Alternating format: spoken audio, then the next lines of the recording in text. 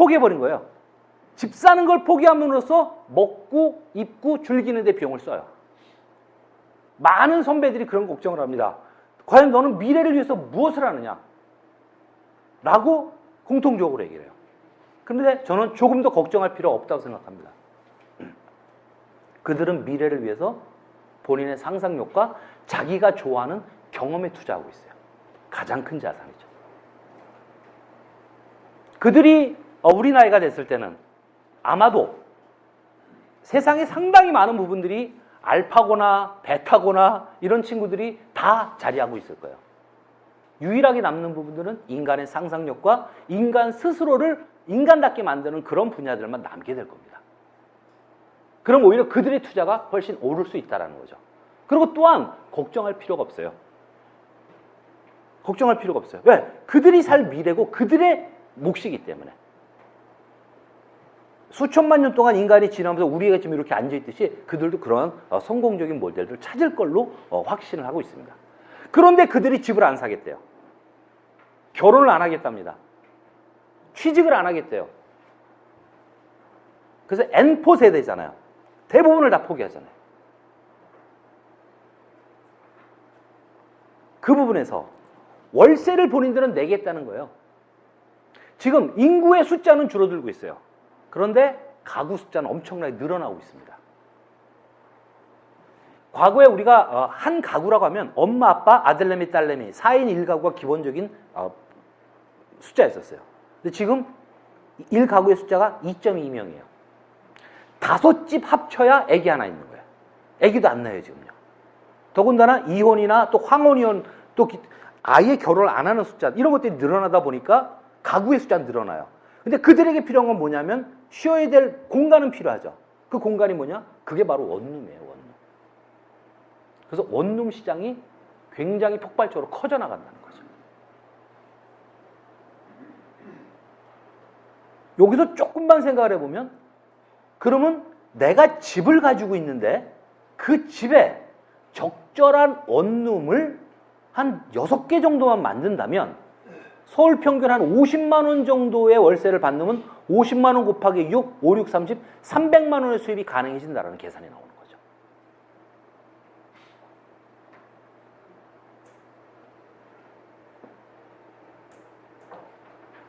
집이 수익원이 될 수 있는 걸로 바뀔 수 있는 단초들이 이제 마련이 됩니다.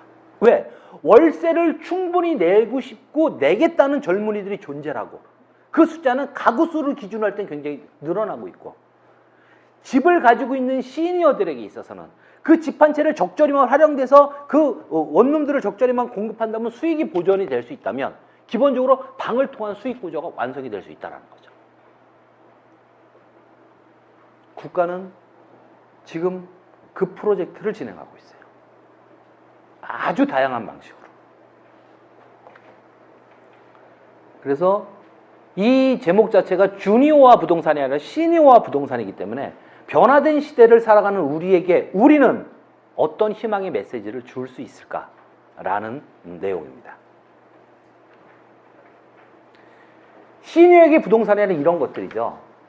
시니어 자산의 80%가 부동산이고 그 다음에 지금은 집이 아닌 짐이 되어버린 것들 측면이 강하고 2015년에 저 역변기를 통해 가지고 주택을 사는 것이 굉장히 손해라는 인식들이 급속히 퍼져나가면서 무엇인가 새로운 방향으로 뚫고 나갈 기회 요인들이 많이 보이기 시작합니다.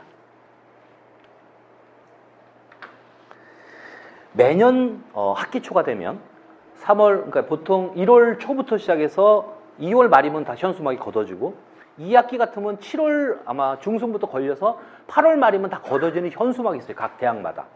그럼 뭐라고 써있냐면 여보게 우리 집 와서 사시게라는 프랜카드 걸립니다. 특히 서울에 있는 대학들은 대부분 걸려요. 저희 건국대학교에서도 걸려요. 그런데 프랜카드가 오래 안 가고 금방 떨어져요. 왜 떨어지느냐? 그 수요가 금방 차버린다는 거죠. 이 내용의 핵심은 뭐냐면 비어있는 주택의 방들을, 공실들을 학생들에게 싸게 공급해 주겠다는 거예요. 대부분들이 연세가 특히나 높으면 높을수록 대형 주택에 살고 있습니다. 50평, 60평짜리 주택에 살고 있어요. 그리고 자식들을 보통 분가 됐고 없으니까 두 부부가 살아요. 그럼 모습은 거의 비슷해요. 방 4개짜리 예를 들어서 50평짜리 아파트 살고 있으면 방 3개는 불 껐죠? 보일러 다 잠궜죠? 제일 작은 방에 전기장판 깔려있죠? 불 아까워가지고 형광등 2개짜리 하나로 바꿔놨잖아요? 가스비 아까워서 다 잠궜기 때문에 일회용 가스레인지로 밥해 먹죠? 그리고 지켜요. 조사를 했습니다. 왜 지키십니까? 겉으로 나타난 내용은 이런 것들이에요. 아유, 요즘에 집 사러 오는 사람이 있겠어? 대형 평수라. 안 팔린다 이거죠. 내면적인 내용은 이거예요. 요번 달엔 애들이 올지도 몰라. 작년엔 바빠서 못 왔지만 요번 달엔 올 거야. 두 부부가 호텔을 지키고 사는 거예요. 언제 올지 모를 내 자식, 내 손자, 손녀들 궁둥이 한번 뜯어주고 돈 많은 집어주는 그 즐거움에 그걸 내가 잘하고 있다고 생각해서 지키고 있는 거예요, 사실은. 근데 더 이상 누군가는 얘기해야 돼요, 이제. 더 이상 그 시대는 끝났어요. 왜 끝났느냐?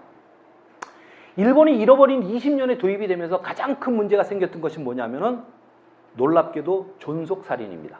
엄청나게 많은 존속살인이 일어나요. 수많은 사람들이. 타겟 중에서 죄송한 말씀이지만 공무원 퇴직자들이 굉장히 많았었어요. 왜? 기본적으로 연금이 확보되지 않은 부모에 대해서는 자산을 많이 가지고 있으면 그 자산을 뽑기 위해서 죽인 거예요. 과거 같으면 한 70 정도 되면 사실 그동안 다 물려주고 오늘날 돌아가셔야 과거 같으면 정상이에요. 지금은 80, 90 가도 정정하시거든요.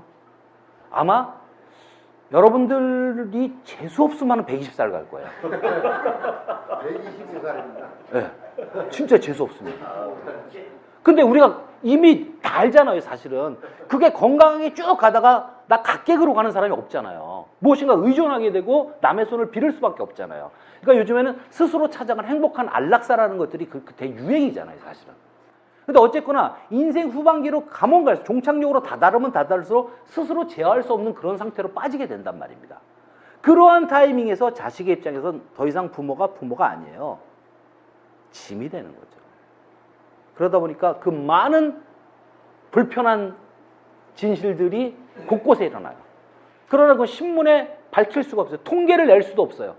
어떻게 누가 통계를 냅니까? 그래서 국가가 부랴부랴 뛰어들어가지고 노인 개호보험이라는 걸 만들어냅니다. 국가가 노인을 보호하기 시작한 거죠. 노인주택을 만들고 노인들에게 일정한 주택에 들어간 비용을 국가가 지불해주고, 그것이 결국 복지의 방식이긴 했지만 한국도 2008년에 그거를 벤치마킹해서 노인 수발보험이라는 걸 만들어냅니다. 노인 수발보험. 그래서 그 수발보험을 통해 가지고 노인들에 대한 기초적인 것들을 지켜나가겠다라는 거죠. 근데 1단계이기 때문에 앞으로 더 많은 진화가 필요하게 될 겁니다. 어쨌거나 그 많은 내용들의 그 불편한 진실들이 일어났던 부분들은 뭐냐면 부의 이전이 안 돼 생기는 문제들이었어요. 대부분이. 그럼 부를 이전해 주는 것이 맞는가라는 근본적인 질문을 하게 되면 더 이상 그건 아니라는 거예요.